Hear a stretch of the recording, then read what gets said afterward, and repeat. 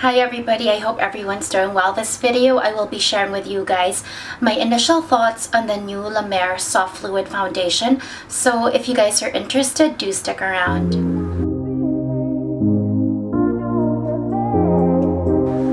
So I thought I would jump in here and make a quick video just sharing with you guys my experience with the foundation thus far.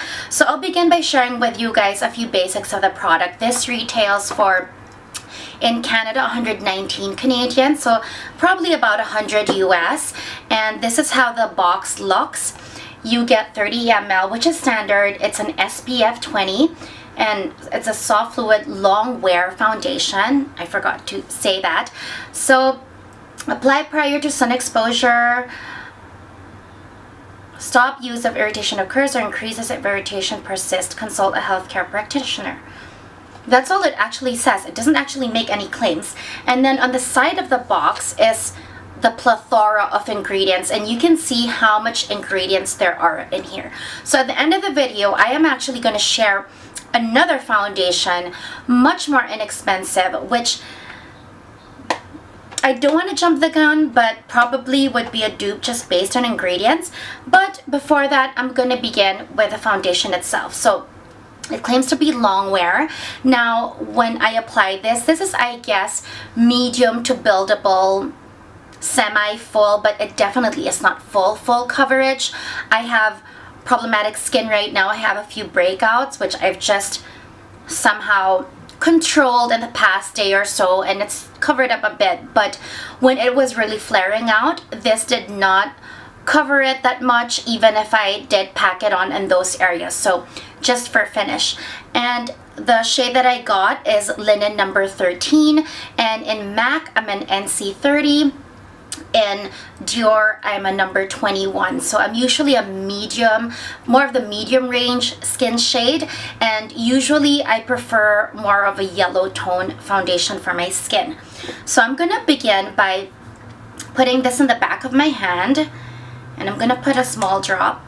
It is very soft and fluidy. As you can see, it's already instantly running down the back of my hand, and I am just gonna spread this for you guys. This sounds so cliche the way I'll be describing it, but it definitely is very, very soft. So this is how it looks. This is certainly such a great shade match for me, I think.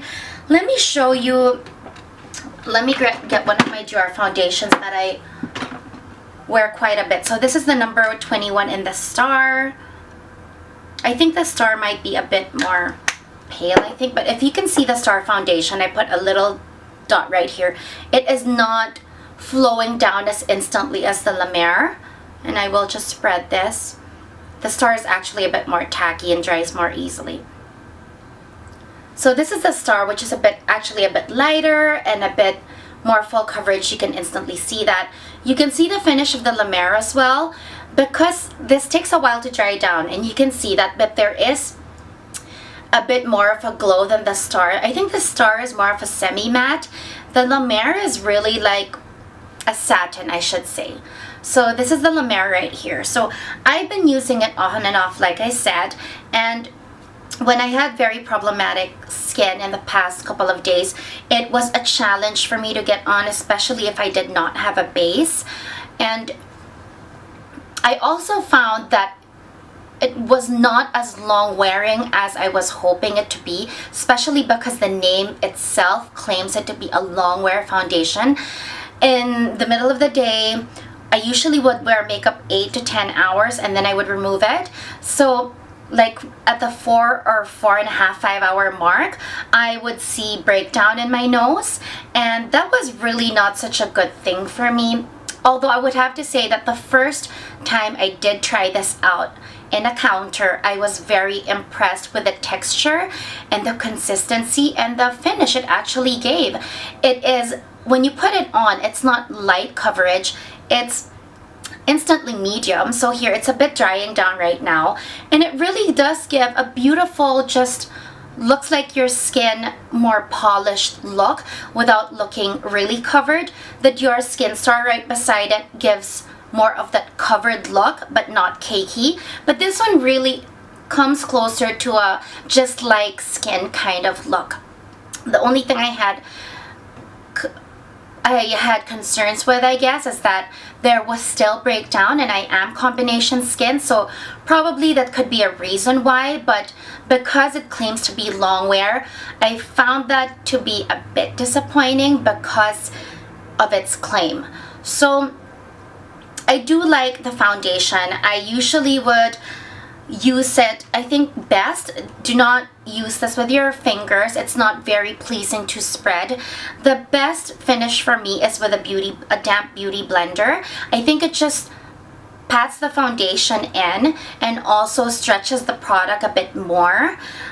I've tried it with, let's say, a Real Techniques brush, which is not that bad either, but I think the Beauty Blender does a better job. If you want more coverage, then do use a flat kabuki brush or like a Real Techniques buffing brush. But personally, I like the finish when I use the Beauty Blender. This product is definitely for combination skin such as myself, something that you would need to set with a powder for sure.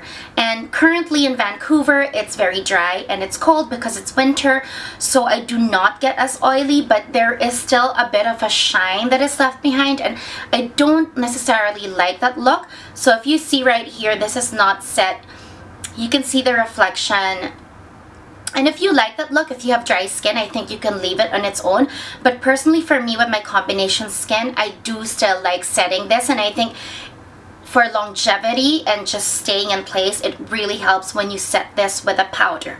So that is my initial experience with the foundation.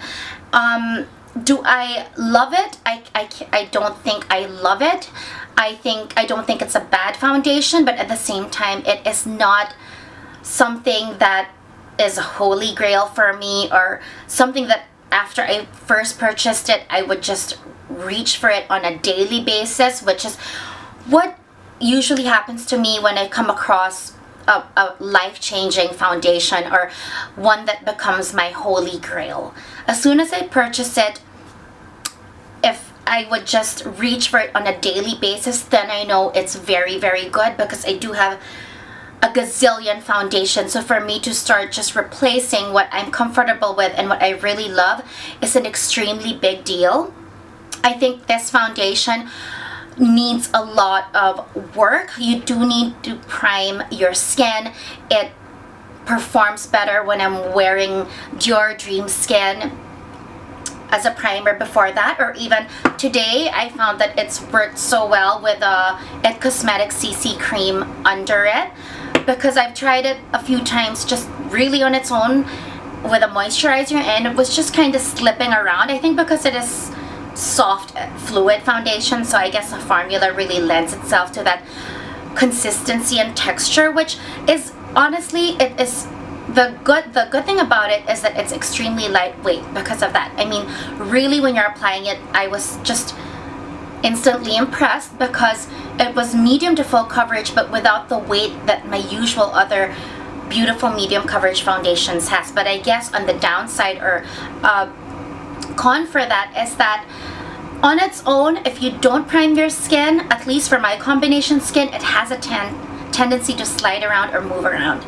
So that is about it. I hope that was not all over the place for you guys. In the past 2 weeks that I've had this foundation, I've used it on occasion, maybe 3 times a week. There were days where it performed better and days where it did not. Today is one of those days where it performed better, but because I had the It Cosmetics CC cream as a base, and I had it the whole day. For the price point, will I replenish this, restock this? I don't think so. Do I think it's a bad foundation? Not necessarily, but I also don't think it is holy grail or run out and grab it foundation. I think it's a good in between, which is probably not even good at all, because it's not great, it's not bad, it's just okay, which is for $119 I think is not worth it. I mean, not worth the expense. It has to be great if it's $119. And so very quickly, I mean, I'm not going to return this. I mean, I will still use it, but it's not something that I would say run out, grab it, because that's how I felt with the Dior Skin Star. So very quickly, and it occurred to me right after I purchased it, is a dupe. It's one of the drugstore foundations that I raved about, and I've actually been using the past few months since it's come out. And this is so inexpensive, you are gonna die. But in terms of the finish it gives, the consistency and the texture on the skin when you apply it, this foundation is so reminiscent of my experience with the L'Oreal Infallible Pro Glow foundation. Now the L'Oreal Infallible is, the Pro Glow is the glowy version of, I guess you could say, satin or glow version of the Infallible, which is the long wear matte foundation. So in terms of what they claim to do, it's exactly the same thing. This claims to be long wear soft fluid. It's not a matte. This is the Infallible line, which is long wear as well, but it's not a matte. It has a glowy finish.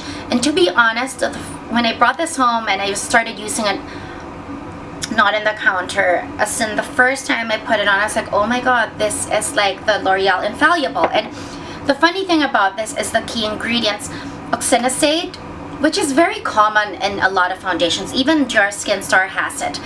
But it's the active ingredient in this. It has 3.2% oxynacate, and this one has 7.5, and it has titanium dioxide as well, which is also very common in foundations. But to be the main ingredient in both products, it really is just very, very similar, with an extremely differing price point. That is, the price gap is so huge, and for me to say, this reminds me of this, is, I mean, speaks a lot of whether I will restock it or not, or recommend it. So it's not a fail for me. It's just that for the price point, I guess I was expecting Holy Grail and a lot more. I expected it to give me a, not even a similar to this, but just like, oh my god, this is amazing, and I'm gonna reach for this all the time out of reflex because it's that great. But it is not. It's a pretty foundation, but it's not Holy Grail for me. So I hope that was informative for you guys, and if I have any further thoughts on this foundation, or I change my mind, then maybe I'll do an update. But for now, those are my thoughts on the soft fluid long wear foundation. Thank you for watching, and I hope you guys have a great day or a great evening.